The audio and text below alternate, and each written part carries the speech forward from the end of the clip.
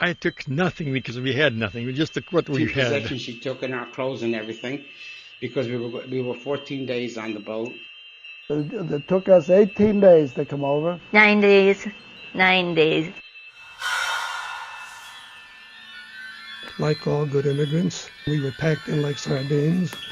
God, when she came into sight, I got such goose flesh. And then my mother rushed us to the window, to the bullseye to see. And there was this magic statue standing there, you know. Statue living. Then when you get inside, get off the boat, there's more confusion. We just stay there and wait until the right guy came around. That's all, just to wait. A lot of confusion. That was, I remember. You know, you don't know what to expect.